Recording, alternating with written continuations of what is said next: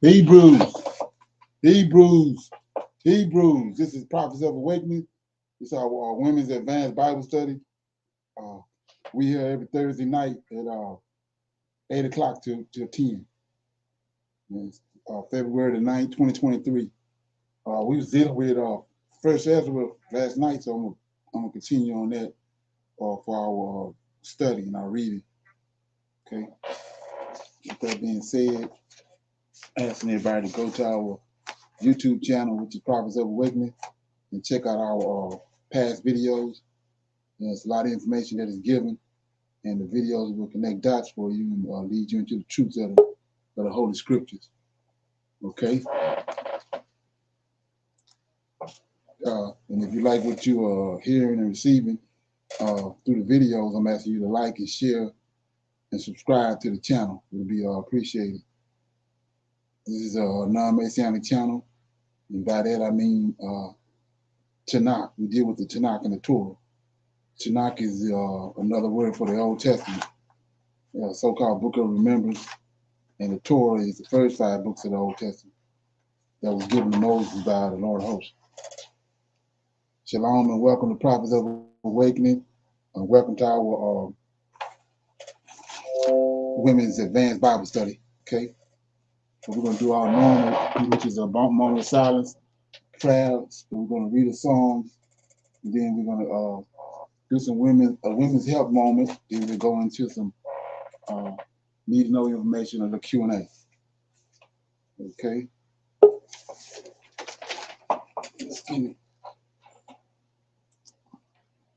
This moment of silence is for the Lord of Hosts and all that He's doing to bring about His spoken word that He promised to our forefathers that He's gonna return to us and raise us up and take us back to our homeland. Okay. Oh Lord, we come before Thee on this day, thanking You for Your mercy and for Your great power. We appreciate You, oh Lord, for Your patience and guidance in these last days. Oh Lord, we thank You for Your awakening us to this great understanding of Your word. We come before You that You keep, direct, and guide us through the upcoming week. Oh Lord, there are trials and pestilence and mayhem at every turn. And for this cause, we honor and respect You greatly. Turn not Thy face from us, but allow us in our searching of You to find You, O Lord, and to do well with You. Peace be unto You. Okay, somebody wanted to read a song? This Hi. Um I'm reading from Songs 88. It's entitled A Trouble-Filled Soul. O Lord God of my salvation, I have cried day and night before Thee. Let my prayer come before Thee. Incline Thy ear unto my cry. For my soul is full of troubles, and my life draweth nigh unto the grave. I am counted with thee that go down into the pit. I am as a man that have no strength, free among the dead, like the slain that lie in the grave, whom thou rememberest no more, and they are cut off from thy hand. Thou hast laid me in the lowest pit, in the darkness, in the deeps. For wrath lieth hard upon me, and thou hast afflicted me with all of thy waves. Thou hast put away mine acquaintances from far from me. Thou hast made me an abomination upon them. I am shut up, and I cannot come forth. My eye mourneth by reason of affliction. Lord, I have called daily unto thee. I have stretched out my hands unto thee. While thou showeth wonders in the dead, shall the dead arise and praise thee? Shall thy loving kindness be declared in the grave, or the faithfulness in destruction? Shall thy wonders be known in the dark, and thy righteousness in the land of forgetfulness? That's the reading of Psalms 88, 1 through 12. Okay, okay, yeah. So, what you get out of there? I chose that because I had a rough day today, and Okay. I read that from the study Bible, and one of the things it was talking about is basically somebody having a very difficult time. And they feel like they keep calling and calling upon the Lord, and He not showing up. And the study guide makes reference to the need to, remember. Let me see how he said it. He said that in this last section, 8 rhetorical questions are addressed to God and reinforce the fact that the psalmist can only be praise Him and be faithful to Him in this life. Basically, what I got out of it is that, everybody's going to have a trial or tribulation. You just got to remember that to call unto God and then just be patient and wait upon His answer for you. That's what I got out of it. Right. Okay. Yeah. Right. Right. So get a little brief history on the songs right quick. These songs is that's only it's songs. Songs the same as songs, and so notice like in the one you just read, in the King James it says it's a song or a song for the. Then it says Kara to the chief musician upon Mila. I can't say these names. So anyway, these are the it was musicians, just like you had porters, the priests. You got porters that be at the door of the temple. You got singers. That's where they get a choir from, and all that. So, and then when you understand that he took the Levites and the priests from among Israel, so they dedicated to him. So it's another phrase they use when it comes to those priests and Levites is they slaves. They slaves to the temple. They slaves to Yahweh because he brought them to himself. So that's another way to get a better understanding. So they musicians. He gave them these gifts in order for them to minister to him inside the temple. So my thing is, I see that you stopped at 12, but in King James I have 18 verses. But what I was just saying, verses 14 and 15 kind of sum it up. They call slaves to Yahweh. So it said, Lord, why castest thou off my soul? Why hidest thy face from me? I am afflicted. So let's take you back to Isaiah 53, get an understanding who that is. I am afflicted and ready to die from my youth up. While I suffer thy terrors, I am distracted. So they bound him. He brought them to himself. They bound him. So anytime they're not right, the Most High uh, putting pressure on them and putting afflicting them because they responsible for the sin and guiding the people in the right direction. Anybody else have any comments on that? Okay, everybody good? We're gonna do our women's health moment. Shalom, everyone. Tonight I'm going to talk about herbs everyone should grow. If you're a gardener or not, you must plant one of these herbs for your health. These herbs don't just bring flavor to food, but also improves health. Many of these herbs don't take much space and can be grown on a balcony or even indoors on a windowsill. Oftentimes, we can avoid pharmaceuticals and heal directly from what the earth naturally gives us. My own personal vow when suffering from a health discomfort is to always try and heal naturally first. Sage. Sage is loaded with antioxidants that are linked to several health benefits, including improving brain function and lower cancer risk. Cilantro is a good source of minerals like potassium, calcium, iron, and magnesium. It is also rich in many vital vitamins, including folic acid, vitamin A, beta carotene, and vitamin C. Parsley. Parsley is rich in many vitamins, particularly vitamin K, which is needed for blood clotting and bone health. Parsley is also a great source of vitamin A and C. Basil. Basil helps to fight bacteria in people with respiratory, urinary, abdominal, and skin infections. Thyme. Thyme can help with the irritation and inflammation in conditions like eczema and acne. Rosemary. Rosemary is part of the same family as mint. The menthol properties of the herb provide potent anti inflammatory properties for the skin and digestive system.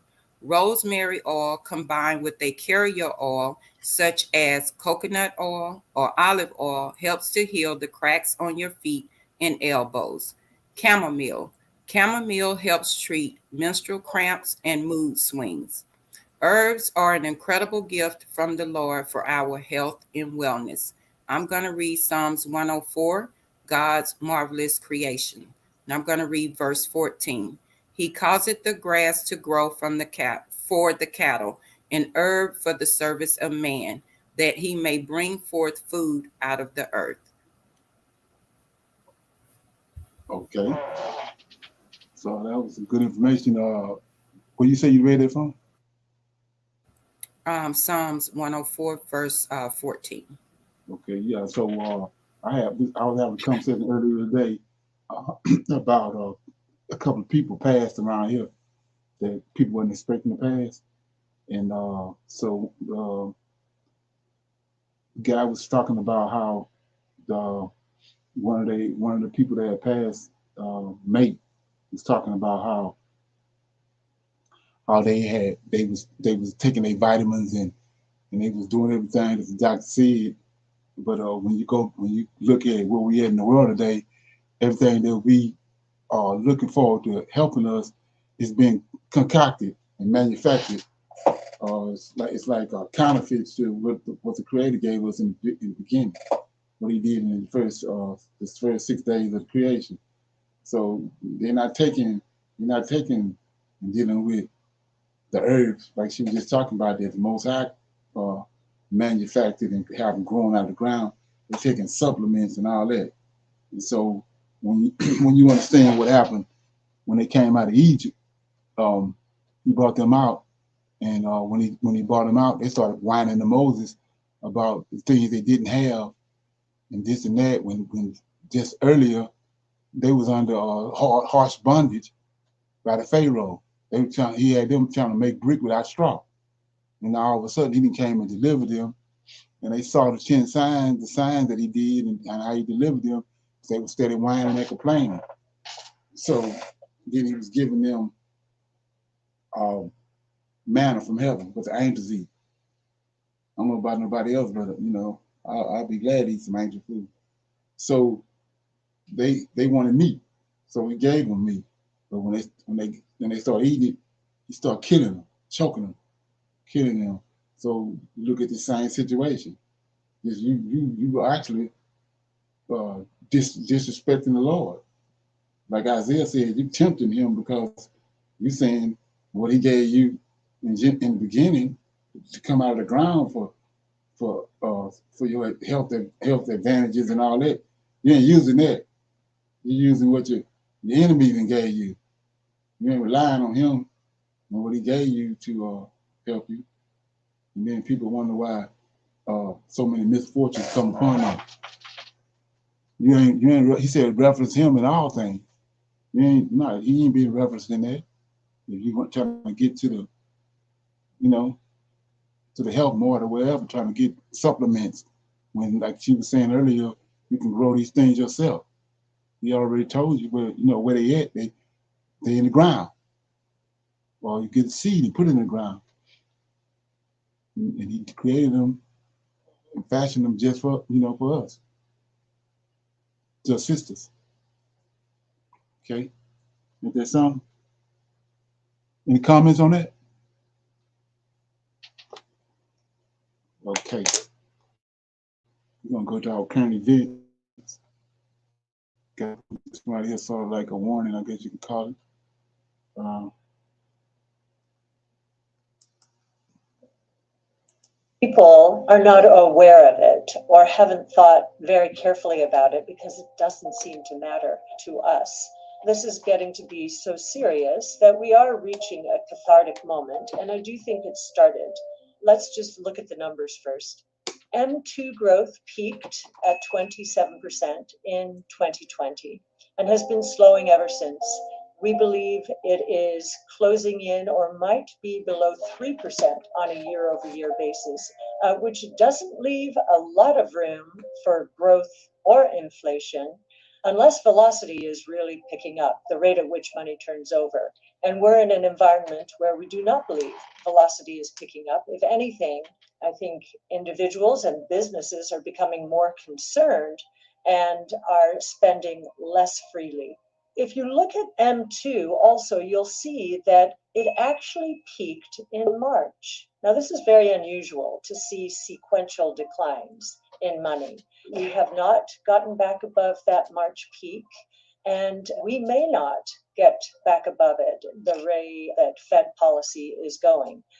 And I think I'd like to build the case a little more here that the Fed is probably making a mistake. I say probably because I have to from a compliance point of view, but I really do believe the Fed is making a mistake. And reflecting a little bit more on the Jackson Hole speech that Chairman Powell gave in late August, we've come to recognize that Chairman Powell really does think he is the reincarnation of Chairman Volcker, that we need him to take a sledgehammer to inflation, much like Volcker did. And history has treated Chairman Volcker very kindly. He did turn the tide on inflation. Now, what he did, though, was he turned a tide that had been building for 15 years. It started in 1964 with the Vietnam War and with the Great Society. So many social programs started at that time under President Johnson. And for 15 years, fiscal and monetary policy pretty much went rogue as we look at history. Even after shocks to the system, like the oil embargo and the stimulus that came about because of it, both monetary and fiscal policy, we never saw the kind of slowdown in monetary and fiscal policy that we're seeing right now. Federal spending is still down 14% on a year-over-year basis. You never saw a decline in fiscal policy spending in the 70s. Monetary policy seemed to be on automatic pilot back then. The dollar was getting crushed toward the end of the 70s, adding to the inflationary fire. So Chairman Volcker did choke off money supply and killed inflation. It took a long time for people to believe that inflation had peaked. In fact, I don't think many people believe it peaked as it did in 1981 until 1986 when oil prices crashed. So the inflation expectations were embedded in the system, and it was very difficult, and Volcker did a masterful job. So that was over a 15-year period that inflation had built. By the time the Fed got around to tackling it this time, it was not a 15-year problem. It was a 15-month problem. And from our point of view, it was caused primarily by shocks, major shocks to the system that we had never seen before. We had not had, since Spanish influenza, a global pandemic. And we did not have the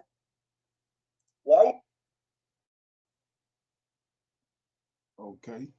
So like I was saying earlier, we see all these things, people that's paying attention, you see all these things manifesting themselves and you know what the outcome going to be. They're not going to go away. But like I was saying, not trusting in the Lord when it pertains to it, instead of looking toward these people to do what the Most High already told you He's going to do. They over and over again, they're only causing these problems. Then they come back and they create it. Then they come back and give you the answer. Whatever direction they want to take you in, they create this problem for you to start crying out to it for it, and then they give you what they already set you up to give you. They call it problem action solution. I think it's the hydrogen dialectic is what they call it, and they just do that over and over again, robbing us of our money, our resources, and everything. It's just over and over. But we see right now that cycle is the Most High is interfering and cutting it off. But like I said, we constantly looking to them for our solutions and for our redemption, and it's not coming from them. Okay, anybody got any comments on that? This happened today right here. I'm gonna play this.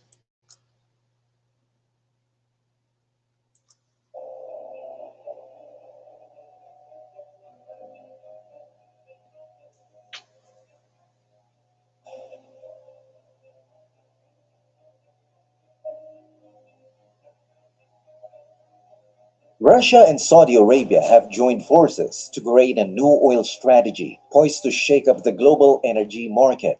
This new partnership between the world's largest oil producer and one of the biggest oil producing countries is a major setback for the United States. In addition, the new alliance between Russia and Saudi Arabia results from improved relations between the two countries. This partnership was further cemented with the recent meeting between the OPEC Plus, Russia, and Saudi Arabia on February 1. And this new partnership and strategy between the two countries and OPEC Plus is what we're going to talk about in this video. So make sure to watch till the end. Hey guys, before we start, don't forget to hit the like button below and subscribe to Tech Revolution. Crown Prince Mohammed bin Salman of Saudi Arabia recently spoke with Russian President Vladimir Putin by phone. The two leaders talk about ways the OPEC Plus group of countries might work together to keep the oil market stable during the phone call. Days later, the Joint Ministerial Monitoring Committee, which is made up of OPEC Plus ministers, met virtually. And quotes from OPEC Plus delegates said the JMMC group is expected to suggest keeping the same oil output guideline. The Organization of the Petroleum Exporting Countries and its allies set oil production targets last year, which led to a disagreement between the US and Saudi Arabia. However, the Saudi foreign minister recently stated that the stable oil prices in the market demonstrate that the kingdom made the right decision. Despite this stability, there are still uncertainties about the supply impact of recent Western sanctions on Russia's oil industry. And the reason is its conflict with Ukraine and price caps on Russian products introduced in December. The Crown Prince and Russian President Putin also discussed the potential for further cooperation in the political, trade, economic, and energy fields. Now, an OPEC Plus panel was expected to recommend keeping the oil production group's current output policy unchanged. Five OPEC Plus sources stated that the Joint Ministerial Monitoring Committee would discuss the economic outlook and the level of Chinese demand. However, they are unlikely to suggest any changes to the current policy. This is due to the rebound in oil prices in 2023 and the uncertainty related to sanctions on Russia and their impact on supply. Ole Hansen, head of commodity strategy at Saxo Bank, stated that the group wants to wait and see due to the uncertainty. In fact, they want to keep something that's working well. Furthermore, the Joint Technical Committee meeting scheduled on January 31 has been canceled. The JTC usually advises the JMMC and the General OPEC Plus ministerial meeting on market conditions. Saudi Arabia and its partners will also continue to produce oil at the level set last year when they reduced production by 2 million barrels per day to balance the market during a weak economy. The Russian Deputy Prime Minister stated that the oil market is stable. However, there are many uncertainties that could affect it, such as inflation, interest rates, and Chinese demand. Now, oil prices have been unstable at the beginning of 2023, with a rise in mid January, followed by a decline towards the end of the month. This uncertainty has caused the Organization of Petroleum Exporting Countries and its allies to take a cautious approach. And they did this despite predictions from industry leaders such as Goldman Sachs and Trafigura that prices will increase later this year. In addition, the OPEC Plus Joint Ministerial Monitoring Committee decided to maintain the status quo, causing little change in crude prices at a recent online meeting. China's lifting of COVID-19 lockdowns has also led to increased travel within the country. However, the overall economy is still recovering from a recent resurgence in virus cases. OPEC Plus is also monitoring the impact of sanctions on Russia. These have been predictions of decreased output due to an expanding European Union ban on imports of Russian crude and refined fuels. And the good thing is oil shipments have remained surprisingly resilient. OPEC leaders have expressed caution in their decisions. In fact, OPEC's president, Equatorial Guinea's oil minister Gabriel Mbaga Obiang Lima, stated that the group must be very careful on any decision. Meanwhile, OPEC Secretary General Haitham Al Ghais remains cautiously optimistic about the global economy, despite. Okay, so what they talking about is I don't know if anybody know the impact of that, but for years and years and years, going going back to Nixon and Kissinger, um, Saudi Arabia. Matter of fact, America is the reason Saudi Arabia came into existence. But now all of a sudden, Saudi Arabia, which is the number one oil producing country, is shifted. They didn't jump ship. They sided with Russia, and not only that, Africa. So, like I was saying before, I don't know if anybody realized the ramifications of that, but they're not good. Okay. Anybody got any comments on that? Okay. Got some need to know information here. And play that. This is another sign right here. In our program to build film studios across Africa. Currently, we call it West African Studios, but that's because it's a working title. But we've been working at this for 3 or 4 years to raise a plan that puts a facility at the center of African filmmaking. There's a lot of African filmmaking, but the facilities around that are something that is lacking. In South Africa, they have a big facility. A lot of film production goes there. But quickly, as we're planning this, we realized that policy is where the actual groundwork needs to be laid. We've studied the models of obviously South Africa, who have an incredible incentive package. Then around Europe, obviously Greece, Morocco. These are all places where they realize the value of the filmmaking dollar, and have brought that policy into play. Tony, Danny, and so Idris Elba is building a big studio, well, a bunch of studios in Ghana. Okay, I'm gonna play a little more of that. Is it the film? National Film Authority. National Film Authority have done the work, put together a very comprehensive plan to propel Ghana into the forefront. It needs to be robust. It needs to be competitive to the rest of the world. But we believe for sure, and I know you believe this too, it's been part of your legacy that you want to leave as well, that Ghana should step up in terms of attracting those filmmakers. So, as we said in the DC, I'd come and see you and present to you essentially just the parameters of what we need to do. In short, the work has been done. We've done a lot of the sort of understanding what international filmmakers need for Ghana specifically, in tandem as we lay the ground for the studios. I'm led to believe that there are some plans for the studios, some other studios to be brought to Ghana, which is fantastic. And, one should not cannibalize the other. But without, I think, the policy component, I think it's safe to say that we can have as many studios as we want, but we will not have the filmmakers attracted here. So I think one of the things to just highlight for you, what I want to do personally myself, I have a film that I'm directing, and I'm hoping to bring that film, or at least some of that film, to shoot in Ghana. That film will be, I would say we would be here in December. We start pre-production in August. Some of the film, 2 or 3 weeks, will be in Ghana, say by December.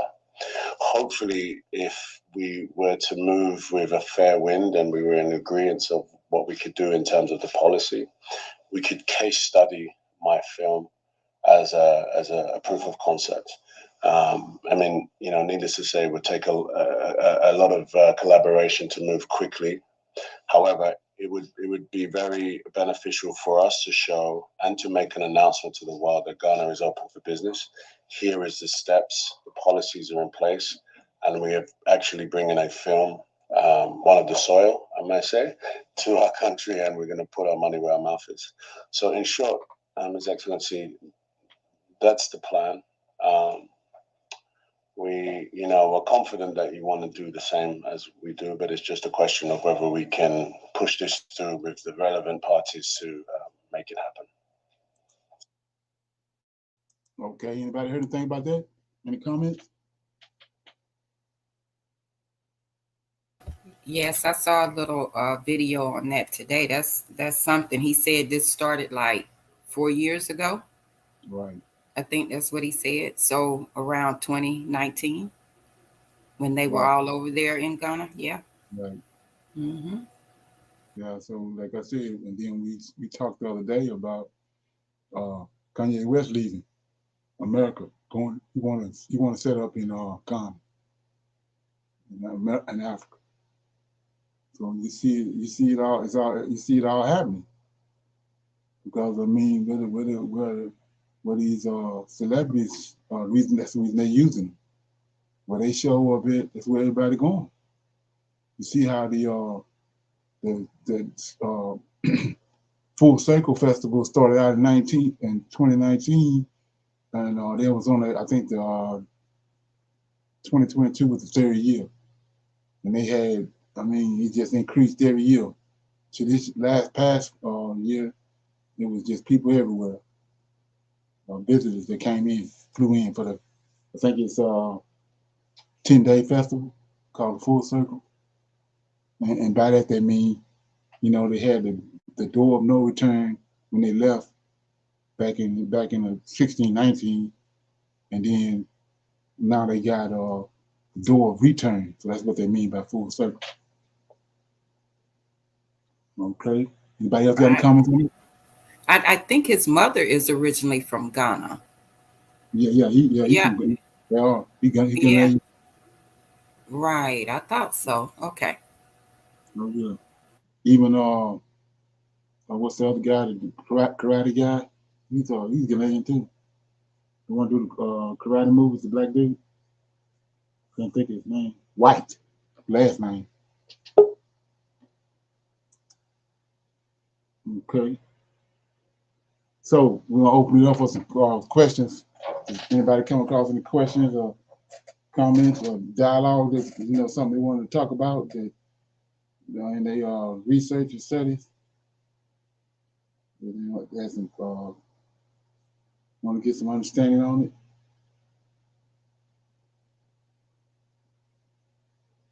Okay. Shalom. I have a little question or maybe some clarification on this. We were reading, Genesis Sunday, and so we were trying to, find more information on Noah, right? If he had Right. more than one wife, right? And Yeah. so, yes, sir. So I know we read that Naamah, I think it was, and Mzara, right?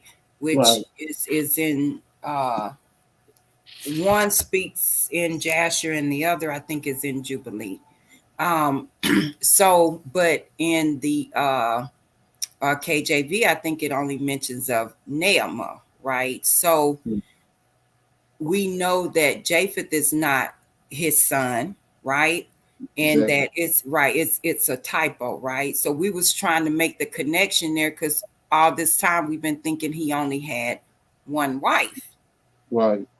But as doing research, we see that there is two, at least that we know of. Could have been more, but we see that there's two. And I just wanted, a little bit more clarification on that. Yeah. Well. In the if you look at it, you'll see how old. Let me get it. Like I say, they created everything they got in the New Testament. It's the way they wanted you to operate. So they would concoct it or flip it over in the Old Testament, because when you read it, you're gonna take it for that's what our forefathers wrote down, and you're gonna be doing it. Just like the example is the sheep that Peter supposedly seen with all the animals on it, and he told them rise and eat. So all of a sudden now you can eat hog and all that, because they took that script, those scriptures, and twisted them. You got people thinking now they can eat unclean animals because of what they showed you with Peter. And so this pretty much kind of the same thing. They want you to think that these men, it wasn't ordained that these men had multiple wives. But we see the 12 tribes, it was 4 women how you got the 12 tribes. But they want you to think that that wasn't ordained. It was cause of man wanted it, and he allowed it to happen. No, that was ordained that they had. That's how they survived in Egypt. They survived in Egypt because they had multiple wives. They had these huge families, and so the more they afflicted them, the more they multiplied. And the only reason the case being was that they had multiple wives, and they producing children, which is what he told them in the beginning to do. Okay, so anyway, if you go to Genesis chapter pertaining to Noah, right, you see that it says, let me get it. Yeah, 29. I'm gonna start at 27. Genesis 5:27. And all the days of Methuselah were 965 years, and he died. And we know that Methuselah is the oldest man ever lived. So a day with the Lord is 1,000 years. So none of these men made it to 1,000 years. Methuselah one came the closest. I think it's 960 some years, but now one of them made it to a day. That's what he told Noah, told Adam in the beginning. The day that you sin against me is the day you're gonna die, which is 1,000 years.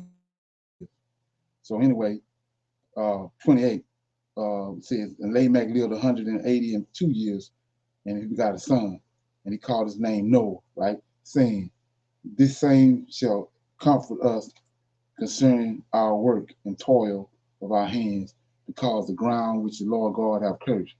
And Lamech lived after he begot Noah 550 years, and he begot sons and daughters. And all the days of Lamech were 777 years, and he died. And here we go right here.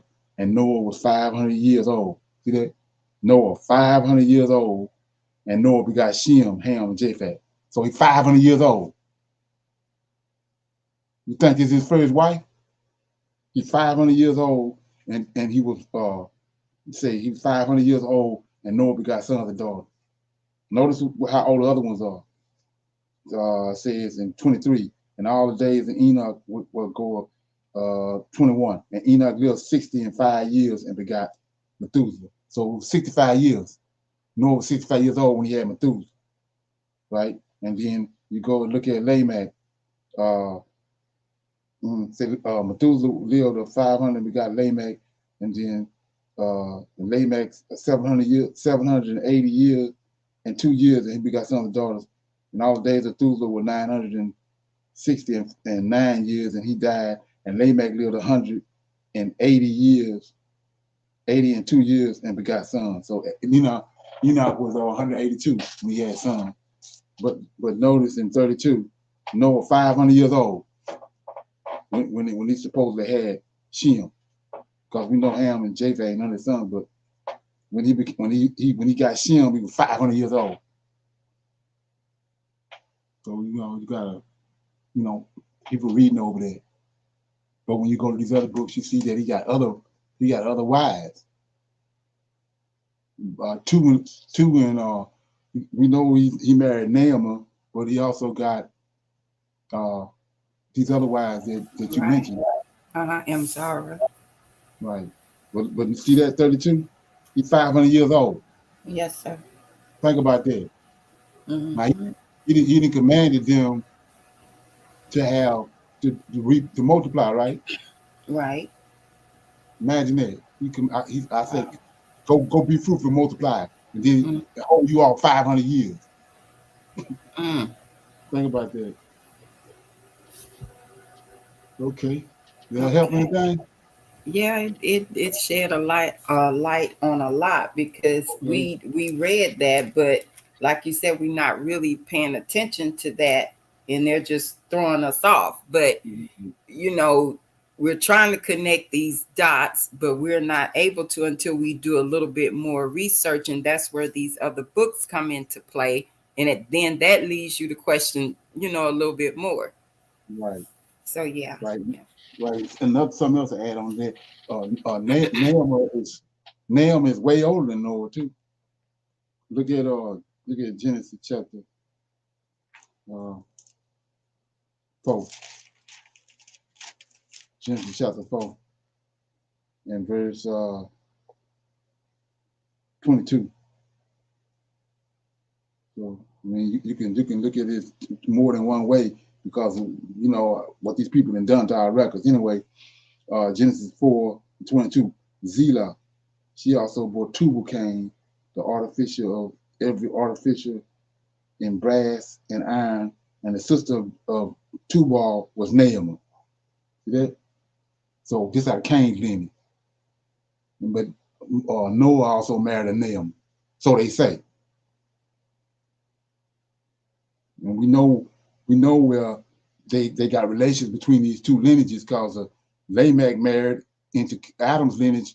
Um, um, Ada and Zillah is Lamech is the other is Canaan's daughter. That's out of Noah's that out of Adam's lineage. They had communication going on. So it only makes sense right here in 22, Genesis 4:22, that Naamah is, same Naamah that Enoch married. I mean that Noah married. Wow. And uh I want to tell Tasha I found it. That was Shem's mother, Naamah was, which is in the book of Jasher. Exactly. Yes, Okay, yep, Naamah, I right. had found that. Yeah, we was looking for that. And it's the same Naamah right here. Wow. Same, yeah. And so Naamah means it's got to do with uh uh she was like it got to do with flowers, botany and all that. That's what it Mm, means.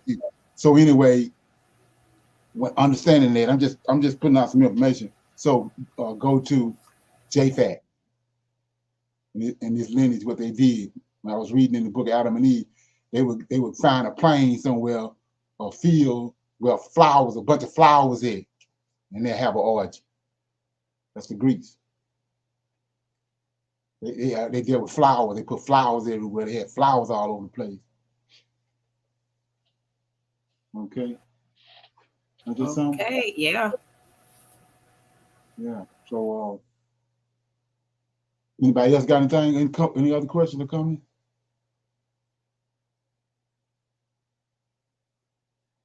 Nobody else have nothing else? Okay. Like I was saying, we was reading out of First Ezra last night. And I read the first 2 chapters. I'm gonna read a couple of chapters out of chapters 2 and 4. Trying to get around to dealing with these other books more. Okay. Let me get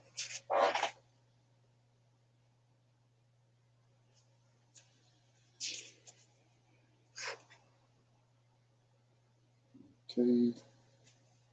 Yeah, I'm in chapter 3. This is A book one, Shalom. first. Yeah. This is out of the Apocrypha. First, this is the first book of Ezra. Okay. Thank you. Chapter 3. Okay.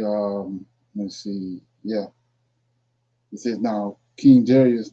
Now hold up, I forgot. I was trying to make sure I thought about that. Yeah, this is just some information before I start reading it. Back to the question that was posed earlier about Noah. If you go to the Book of Enoch, uh, I had found it and put it down. I didn't want This is some important information. Yeah, if you look at it's 100 and I think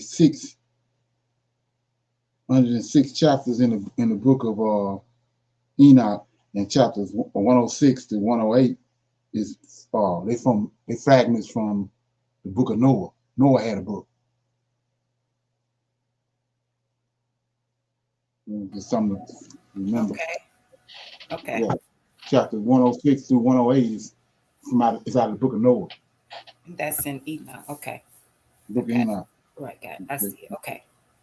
Then now King Darius made a great banquet for all his subjects and all his domestics and all the nobles of Media and Persia and all the viceroys and providential and district governors under his sway. 127 provinces from India to Ethiopia, and they ate and drank. And when they were satisfied, they went home. But Darius the king went to his bedroom and fell asleep, and then awoke. Then the three young men of his bodyguard, who kept guard over the person of the king, said to one another. So before I get into that, I don't know if anybody's familiar with that, but that's these three bodyguards. They got I think it's one of these books is about the three bodyguards. I'm gonna show you they are, but before I read that, notice that we're dealing with the Medes and Persians. I'm gonna read it again. It says, Now King Darius made a great banquet for all his subjects and all his domestics and all his nobles of Media and Persia. That's the second beast in the book of Daniel. So we in the second beast. And then notice what it says. So the 10 tribes left before Nebuchadnezzar came and took the southern kingdom. The Assyrians came and took the northern kingdom and took them to Assyria. So it says right here, and all the viceroys and the provincials and district governors under his way, in the 100 and in the 127 provinces from India to Ethiopia, Syria included in that. So 10 tribes ain't lost. See that? They right here. Got the Babylon, got the Medes, got the southern kingdom, and the Medes and Persians over in Ethiopia. But now Cyrus got control of all of them, all 12 tribes, right here. See that? In the 127 year from India to Ethiopia. So Assyria included in that. So the 10 tribes ain't lost. Esau got that and concocted that. Okay, so anyway, and they ate and drank, and when they were satisfied, they went home. But Darius the king went to his bed, fell asleep, and then awoke. And three young men of his bodyguard, who kept guard over his person of the king, said to one another, Let us each say what thing is the strongest. And Darius the king will get rich, will give rich presents and great honor to one whose words seem the wisest. And I have dressed in and have him dressed in purple and drink from the gold plate and sleep on the gold bed and give him a chariot with gold bridles and linen headdress and a necklace around his neck. And because of his wisdom, he shall sit next to Darius and be called Darius' kinsman. So notice right here, you're going to sit next to Darius. So second in charge, right? So that's what the Lord of hosts did with Joseph, made him second in charge. So these three bodyguards want to be second in charge, okay? Then they each wrote his own answer and put his seal on it and put them under the pillow of King Darius and said, when the king wakes up, they will give him the writings, and one whose choice the king and the three princes of Persia judge the wisest shall be considered the victor in what has been written. The first wrote, wine is strongest. The second wrote, the king is strongest. And the third wrote, women are strongest. But truth prevails over everything. And when the king awoke, they took the writings and gave it to him, and he read it. Then he sent and summoned all the nobles of Persia and Media and the governors and officers and magistrates and officers, officials, and he took his seat in the council chamber, and what was written was read before them, and he said, summon the young men and let them show their reason. And they were summoned and came in, and they said to them, explain to us about what you have written. So that the first one who had told the strength of wine began to say, gentlemen, how supremely strong wine is. It leads the mind of all who drank it astray. It makes the mind of the king and the mind of a fatherless child alike. The mind of a minstrel and a minstrel and the free man, of the poor and of the rich. It turns every thought to mirth and merrymaking, and forgets all grief and debt. It makes all hearts rich. It forgets kings and governors, and makes everybody talk in thousands. And when they drink, they forget to be friendly and friends and brothers, and very soon they draw their swords. And when they recover from their wine, they cannot remember what they have done. Gentlemen, is not wine supremely strong, since it forces them to act so? And when he had said this, he stopped. Then the second, who had told of the king's might, began to speak. Gentlemen, are not men strongest, because they control land and sea, and all that is in them? But the king is supremely strong, and is Lord and master of them. And every command he gives them, they obey. If he orders them to make war on one another, they do so. And if he sends them out against the enemy, they go and surmount mountains, walls, and towers. They kill and are killed, but they do not disobey the king's command. And if they are victorious, they bring everything to the king, the spoils they take, and all the rest. And those who do not go to war or fight, but till the soil again, when they sow and reap, bring it to the king, and they compel one another to pay taxes to the king. He is the only one man, but if he orders them to kill, they kill. If he orders them to release, they release. If he orders them to strike down, they strike. If he orders them to lay waste, they lay waste. If he orders them to build, they build. If he orders them to cut down, they cut down. If he orders them to plant, they plant. So all his people and his troops obey him. Besides, he reclines at a table. He eats and drinks and sleeps, and they keep watch about him, and they cannot any of them go away and look after his own affairs or disobey him at all. Gentlemen, how can the king not be the strongest when he is so obeyed? And he stopped. Then the third, here we go. Then the third, who had spoken of women and of truth, his name was Zerubbabel, began to speak. Do anybody know who Zerubbabel is? No. Okay, Daniel 9:25 right quick. Some of y'all might not have heard this. So go to Daniel 9:25 right quick in your Bible.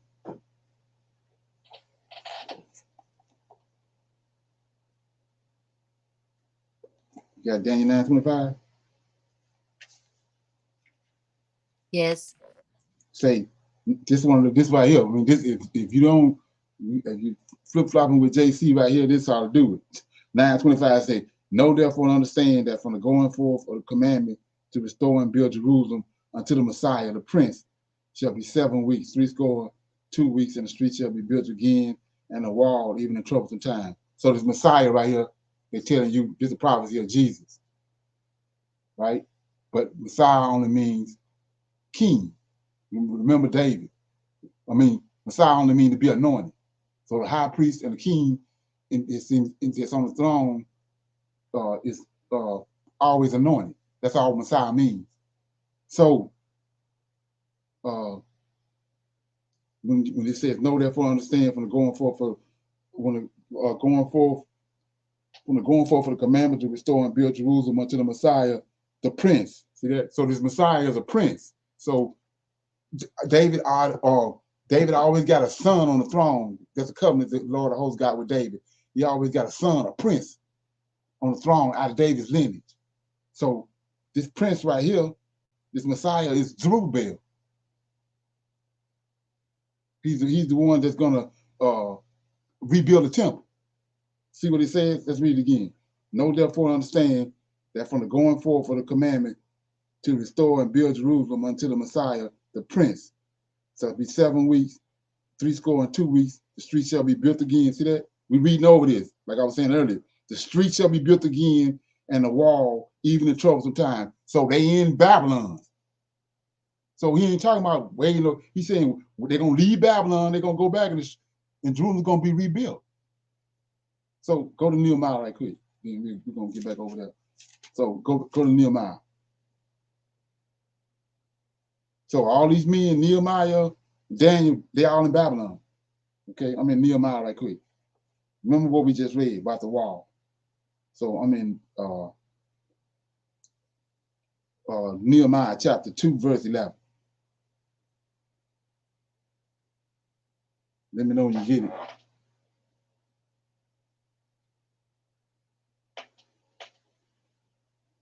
On it. Got it. So verse 11, Nehemiah 2 and 11. So they coming out of Jerusalem. They left Jerusalem. Nehemiah left and went back to Jerusalem. So I came, this Nehemiah talking. So I came to Jerusalem and was there 3 days. And I rose in the night and I saw a few men with me. And neither told I any man that my God had put in my heart to do in Jerusalem. Neither was there any beast with me, save the beast that I rode upon. And I went out by night by the gate of the valley, even before the dung wall and the dung port, and I viewed the walls. Look at the walls right here. In Daniel 9:25, the walls of Jerusalem, which were broken down. Notice what he said in 9:25. They're gonna streets shall be built again, and the wall in troublesome times. Right. So you go to troublesome times right here. Chapter 3, verse 1. Then Elishabed, the high priest, rose up with his brethren, the priests, and they built it the sheep gate. All this is part of the wall. They sanctified it. They set up the doors of it, even unto the tower of meat, that sanctified it unto the tower of Hinel. I can't say these names. And next unto him he built it. So you keep on going, and you're gonna see all this is chapter 3 is the wall. And then you see that. Let me get it. You got to read all that on your own time. I'm just showing you what's going on.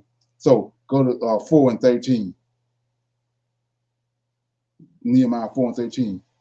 Therefore I sat, this is Nehemiah. Therefore I sat in the lower places behind the wall, and on the higher places even set the people after their families with their swords and their spears and their bows. And I looked and rose up and said unto the nobles and unto the rulers and to the rest of the people, be ye not afraid of them. Remember the Lord which is great and terrible, and fight for your brethren, your sons and your daughters and your wives and your houses. And it came to pass when the enemy heard it, that it was known unto us, and God had brought their counsel to naught, that we returned all of us to the wall, every one of us. So he tells you right here in 9:25, in troublesome time. See that? So the enemy trying to stop them from building the wall. That's a troublesome time. This ain't got nothing to do with no Messiah in the New Testament. See that? So now let's look at how I know it's Zerubbabel. I mean Ezra. Ezra chapter 1. Okay, and it says chapter 1 of Ezra. This Ezra was the first king. I mean Cyrus is the first king of the second beast. So that means that they're no longer in Babylon because they Cyrus came on the scene. And so chapter 1 says, now in the first year of Cyrus, king of Persia, that the word of the Lord by the mouth of Jeremiah might be fulfilled, the Lord stirred up the spirit of Cyrus. Here go the commandment right here, Daniel 9:25. The spirit of Cyrus, king of Persia, that he made a proclamation, commandment, throughout all his kingdom, and put it in writing, saying, thus said the Cyrus, king of Persia, that the Lord God of heaven have given me all the kingdoms of the earth. That's what I was telling you earlier. He gave him all the kingdoms, the 10 tribes, and the southern kingdom is under his control. So he says, have given me all the kingdoms of the earth, and he hath charged me to build him a house in Jerusalem, which is in Judea. Who is there among you of all 12 tribes, all his people? His God, he didn't say nothing about the Judah and Benjamin. He said, who among you of all his people? His God be with him. Let him go up to Jerusalem, this Daniel 9:25, which is in Judea, build a house of God, build a house of the Lord, the God of Israel. He is God, which is in Jerusalem. And whosoever remaineth in any place where he sojourned, let the men of this place help him with silver and with gold and with goods and beasts, besides the freewill offering for the house of God that is in Jerusalem. Then rose up the chief of the fathers of Judah and Benjamin, and the priests, the Levites, with all them whose spirit God had raised, to go up and build the house of the Lord, which is in Jerusalem. All this is prophecy coming to pass, Daniel 9:25. But they got you way over in the New Testament. So anyway, verse 6, and all they that were about them strengthened their hands with vessels of silver and with gold and with beasts and with precious things, besides all that it willingly offered. Also, Cyrus, here we go. Also, Cyrus, king, brought forth the vessels out of the house of the Lord, which Nebuchadnezzar had brought forth out of Jerusalem, and he put them in the house of his God. Even these did Cyrus, king of Persia, bring forth by the hands of Mithras, the treasurer, and numbered them unto Sheshbazzar, the prince. Here go the prince right here in 9:25, right here. I'm going to read it again. Daniel 9:25. Know therefore, understand that from the going forth of the commandment to restore and build Jerusalem unto the Messiah, the prince. Here go the prince right here. So it says 8, it's Ezra 1 and 8. Even those that Cyrus, king of Persia, bring forth by the hand of Mithra, the treasurer, and number them unto Sheshbazzar. This is what they're tricking us off at. Sheshbazzar, the prince of Judah. So who is Sheshbazzar? Zerubbabel. So Daniel's name was changed, right? Daniel's name was changed to Belteshazzar. Shadrach, Meshach, and Abednego, their names were changed. Well, Zerubbabel's name was changed to Sheshbazzar. So let's keep reading. 9. And this is the number of them. 30 charges. I don't want to read that. So if you understand who it is, go to chapter 2, verse 1. Oh, there's, they call him Sheshbazzar right there, but we're going to go to chapter 2, verse 1. Now, these are the children of the province that went up out of the captivity of those which have been carried away, whom Nebuchadnezzar, king of Babylon, had carried away unto Babylon, and came again unto Jerusalem and Judah, everyone unto his city. Now, we just saw that in verse 8, he came out and gave all the gold and stuff and just Sheshbazzar, the prince of Judah. Now, in verse 2, chapter 2, verse 2, which came with Zerubbabel. There goes Zerubbabel. Zerubbabel, Sheshbazzar, the same person. Okay. I had to go that route to show you that is. So, like I said, I was talking the other night, these people that went to an extreme measure to lie to you. So you can't say there's no myth, there's no typo. You got to call it for what it is. It's complicated right here. So anyway, I'm back over here in the Apocrypha in first chapter 3, verse 13. It says, then the third who had spoken of a woman of truth, his name was Zerubbabel. This is how the Israelites got delivered right here. What happened right here. Then the third who had spoken of a woman and of truth, his name was Zerubbabel, began to speak. Gentlemen, is not the king great, and are not men many, and is not wine strong? Who is it then rules over them and master them? Is it not woman? Woman hath born the king and all the people, who are lords of the sea and land. From them they are sprung, and they brought them up to plant the vineyards from which the wine comes. They make men clothes and take men's splendor, and men cannot exist without women. Why if men amiss gold and silver and everything of beauty, and then see one woman remarkable for looks and beauty, they let all these things go and gape at her and stare at her with open mouths, and would rather have her than gold and silver or anything of beauty. A man will leave his own father who brought him up in his own country and be united with his wife. With his wife, He ends his days and remembers neither his father nor his mother nor his country. Hence you must recognize that women rule over men. Do you not toil and labor and bring it all and give it all to your wives? Excuse me. A man takes his sword and goes out on expeditions to rob and steal and to sail the seas and the rivers. He faces the lions and walks into darkness. And when he steals and robs and plunders, he brings it back to his woman, to the woman he loves. So a man loves his wife better than his father or his mother. Many have lost their heads completely for the sake of women and become slaves for their sake. Many have perished and failed or sinned for the sake of woman or a woman. Now, do you not believe me? Is not the king great in his power? Do not all lands fear even to touch him? Yet I have seen him with a gate, I guess you said that word, and a king concubine, the daughter of the noble Barcus, sitting at the king's right hand and taking the crown from his king's head and putting it on her own. And she slaps the king with her left hand. And this king stares at her open mouth. If she smile at him, he laughs. If she grow angry at him, he flatters her so that she might be recognized to him again, reconciled to him again. Gentlemen, how can women not be mighty when they act like that? Then the king said, and the nobles looked at one another, and he began to speak out truth. Gentlemen, are not women mighty? The earth is vast, the heavens is high, and the sun is swift in its course. For he circles about the heavens and hastens back to his own starting point in a single day. Is he not great who does these things? So truth is great and mighty than all other things. The whole earth calls upon truth. The heavens bless her. All his works quake and tremble. There is no wrongdoing with him. Wine is not upright. The king is not upright.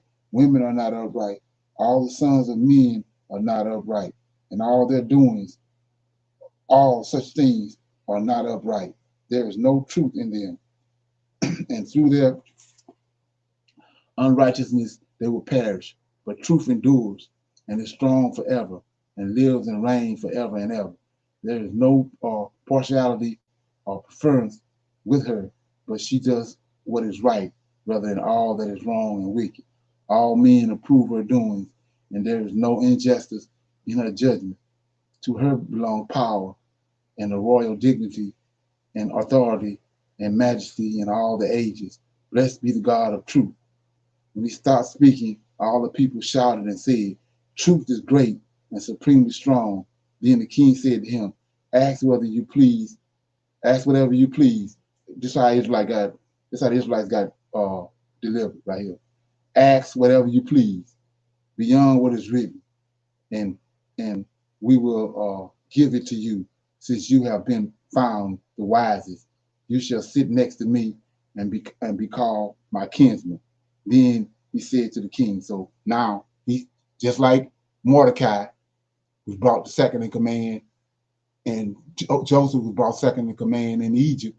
Here you go, Zerubbabel is David's son, out of lineage of David. So he been brought second in command, and so this Darius talking. This is King Cyrus' son, and they got princes that from these countries they conquered as their bodyguard. That's why these three bodyguards, they prince themselves from countries they came from. Zerubbabel is from Israel. So this was Zerubbabel asking, being that he's the son of David. He says, then he said unto the king, remember the vow that you made the day you succeeded on your throne. So he took over from Cyrus to rebuild Jerusalem. This is what he had promised Zerubbabel. Rebuild Jerusalem and sit down and send back all the dishes taken from Jerusalem, which Cyrus set aside. Then he vowed, when he vowed to destroy Babylon and to send them back there, and you vowed to rebuild a house which the Edomites burned, and when Jerusalem had been laid waste by the Chaldeans. So now, my Lord and King, This is what I ask and I request of you. And this is the princely liberality, I don't know that word, to come from you. I beg you to carry out the vow. You go to vow, right? Beg you to carry out the vow that you vowed when your own lips to the King of heaven that you would carry out. Then Darius the king got up, kissed him, and he wrote letters for him to all his managers and magistrates and officers and governors to escape him into safety with all who were going up with him to rebuild Jerusalem. So now we see who Zerubbabel is. We see who Sheshbazzar is, because we read in Ezra chapter 2, they went with Zerubbabel. And he just told you right here, then Darius the king got up, kissed him, and he wrote letters for him to all the managers, magistrates, officers, governors to escort him in safety. This who the king is in Zechariah 9:9. Say, your king is going to come under you lowly, riding upon an ass. That's how he came back, on an ass, not JC. So he says, then Darius the king got up and kissed him, and he wrote letters for him to all the magistrates, managers, magistrates, and officers and governors to escort him in safety with all who were going up with him to rebuild Jerusalem, Daniel 9:25. And he wrote letters to all the magistrates in Syria and Phoenicia and those in Lebanon to bring cedar timber from Lebanon to Jerusalem, that they should help him rebuild the city, Daniel 9:25. And he wrote in the interest of all the Jews who were going up from his kingdom to Judah to secure their freedom, that no noble or governor or magistrate or manager should forcibly enter into their doors, and that all the country which thou wert to occupy they should possess free from tribute, and that the Edomites should give up the Jewish villages which they had controlled, and that 20 talents of a year should be given for the rebuilding of the temple, Daniel 9:25, until it was completed, 10 talents a year besides to provide burnt offerings to be offered daily upon the altar in accordance with the commandment. They go to commandment, Daniel 9:25. They had to offer 17, and that all who came up from Babylonia to rebuild the city should have their freedom, and they and their children and all the priests who came up with them. He wrote providing their expenses also, and the priestly vestments in which they officiate. And he wrote that the Levites' expenses should be provided until the day when the house shall be finished and Jerusalem rebuilt. And he wrote that lot of the land and the wages should be given to all who guarded the city. And he sent back all the dishes from Babylon. We just read that, which Cyrus had set aside, and all that Cyrus had ordered, he commanded them to do and to send back to Jerusalem. And when the young man went out, he lifted up, look at this, he lifted up his face to heaven toward Jerusalem and praised the King of heaven, saying, from you comes victory, from you comes wisdom, to you belong glory. I am your servant. Blessed are you who have given me wisdom. I praise you, Lord of my forefathers. And he took the letters and he went to Babylon. And here you go right here. See, these are all the tribes right here. So you would assume that these are Judah, Benjamin, Levi, and them, right? But look what he do. 61. He took the letters and went to Babylon. See, he was the 10 tribes. See that? So he took the letters and went to Babylon and reported it to all his brethren. That's all of them there. So this is why I can say that's a bald-faced lie with the 10 tribes, lost 10 tribes. So anyway, and he took the letters and he went to Babylon and he reported it to all his brethren. And they blessed the God of heaven for their fathers because he had given them relief and liberty to go up and rebuild Jerusalem and the temple, which was called by his name. And they banqueted with music and gladness for 7 days. Okay. Any comments on that? Question? I have a question. Is this the rebuilding of the second temple?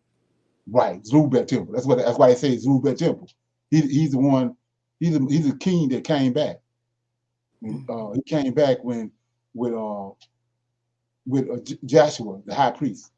Let's look at that right quick.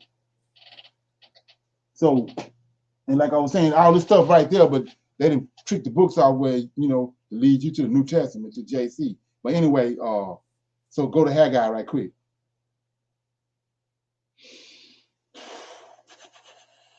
Go to Haggai. Haggai chapter 2.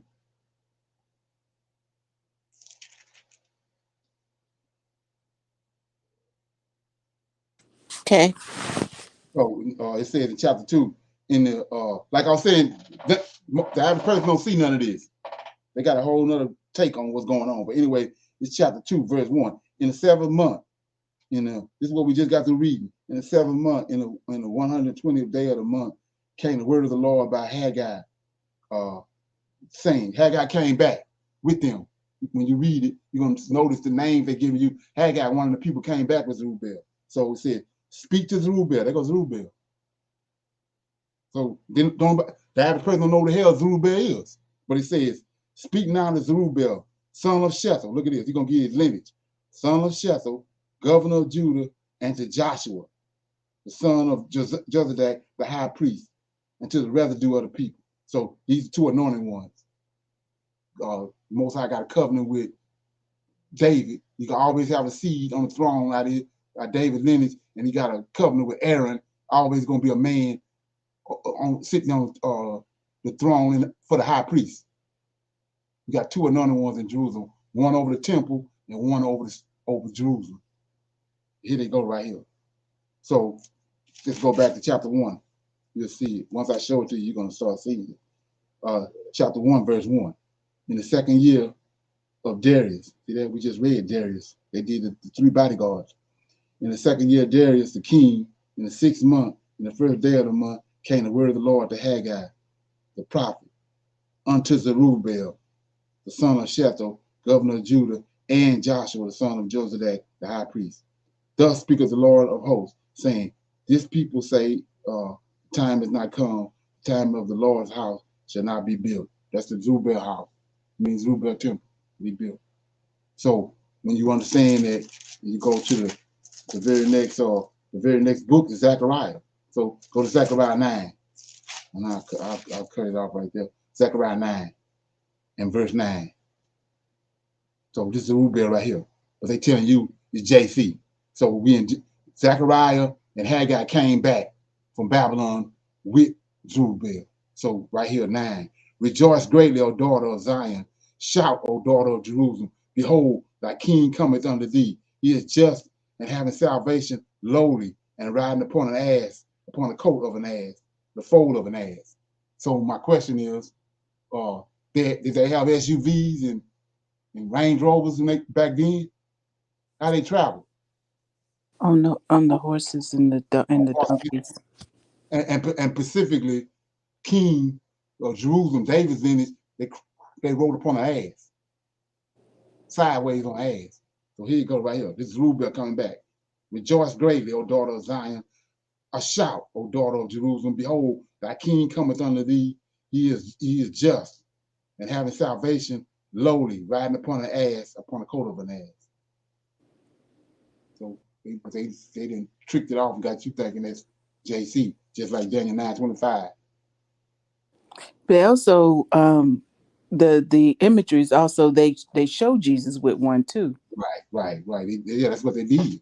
Right. But like I said before, when it's rightly divided, you see it ain't got nothing to do with him.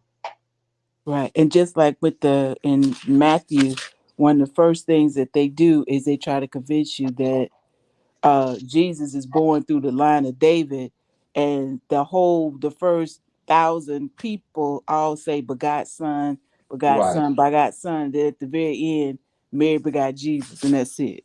Right. Yeah. So being that you mentioned Matthew, I want to show you this. Now I just showed you Zerubbabel was and how significant he is, right? But now watch this. And so you gotta go get you a cup of wine or some cold water or something. Let me show you this. Look at this. I mean Matthew. This the trick right here. Like they say, spell. That's what it is, gospel. So look at it. I'm in chapter, out the gate. It's Matthew, the first book of the New Testament. They're trying to link JC to the Old Testament. Here we go. Keep in mind what I just showed you. Okay. So I'm in chapter 1. They give you the lineage.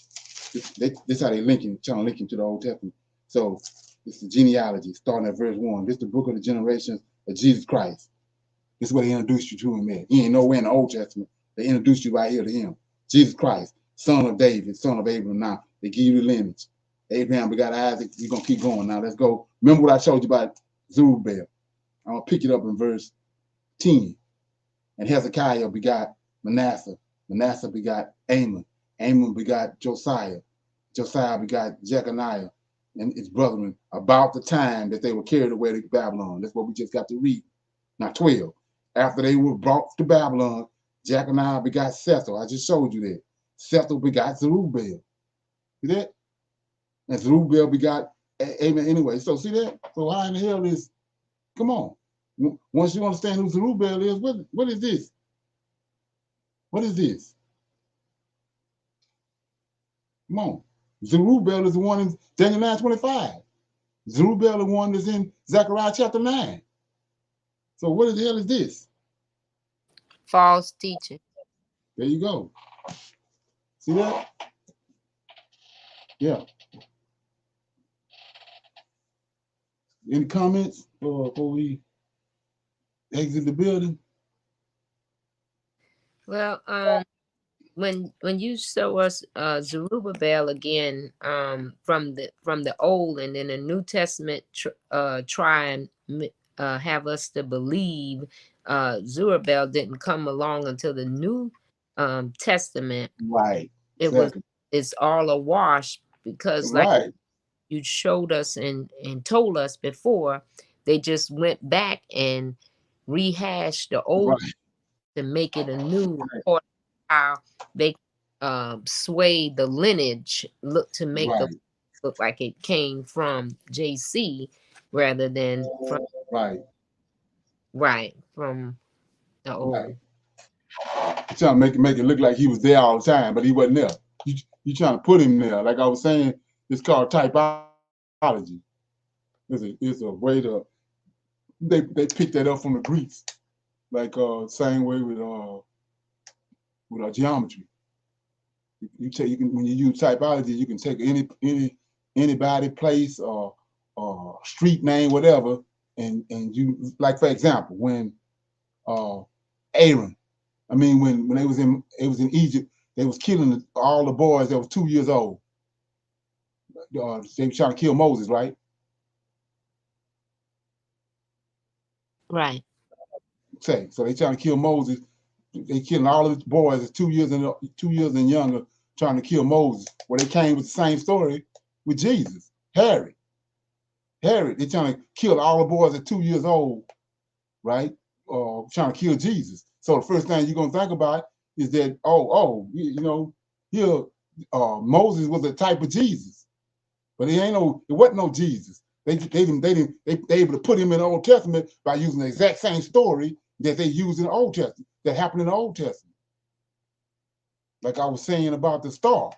We read in Jasher, the star, the wise men saw the star when it was pertaining to Abraham, not him. So they couldn't leave that in the Old Testament.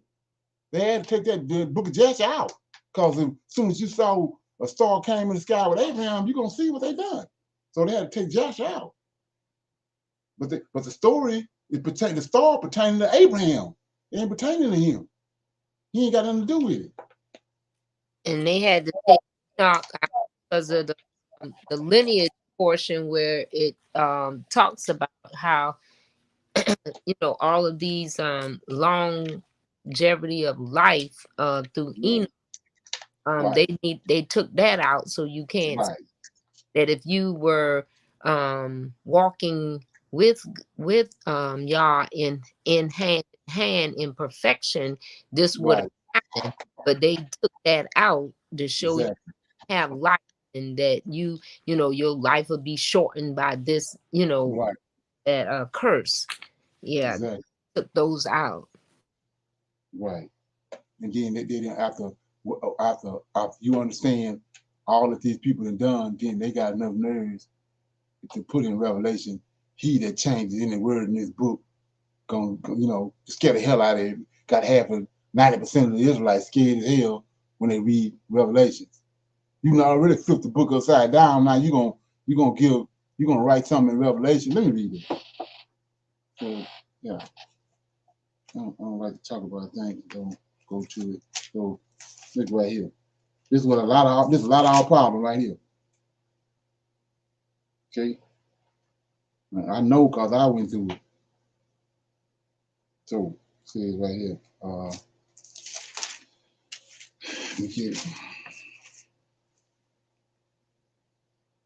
Okay, let me see what this is. Yeah, I think it's chapter 1, Revelations 1 and 3. Blessed is he that readeth, and they that hear the words of the prophecy, and keep those things which are written there. That ain't it. Anybody know what they said? Yes, it was one, like you said, 3. Blessed is he that readeth, they that hear the words. Chapter 1, verse 3 in Revelation. Yeah, it's another one though that said something about damned is the man that changes anything in his book. Oh yeah, that's right. Yeah. Right. That's what got 95% of Israelites froze. They can't get past that. I don't know where it's at. Hoping somebody find it. Might be at the end of it. Yeah, that's the end of the Revelation.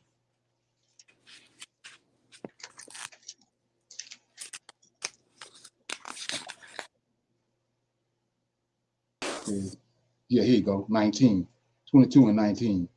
And if any man shall take away from the words of this book or this prophecy, God shall take away his part of the book of life and out of the holy city and from the things which are written in this book. There it is right there. So that's got all these like froze. They can't get away from Yahushua and Jesus because of that right there. When these same clowns that wrote this, I'm giving you example after example what they did. Now they turn around and write this in verse 19, 22 and 19. And you want to know why we going around in circles and at odds with each other. And the same way with the Constitution, how they put in there that, even if you really wasn't white, then you are less than Right. third of a human being. Right. Exactly. Yeah. And all that's still in effect today. Just like Willie Lynch, what they did with Willie Lynch. Is there something? Anybody got any more questions about anything they heard or something they want to talk about? Dialogue before we go? Everybody good? Yep. Okay. I hope y'all got something out of this. Yes, we'll see everybody. Go ahead. No, I said yes, I did. I have gotten something out of this lesson tonight. Thank you. Okay. So I see everybody tomorrow on Clubhouse for our Clubhouse. I'm trying to make my mind up whether I got a conference call line. I'm thinking it might be better Friday night to start going to that rather than Clubhouse. I don't see getting nothing out of that. Okay. Get some feedback tomorrow and see what y'all think. Oh, okay. Yeah. Shalom. Shalom. Okay.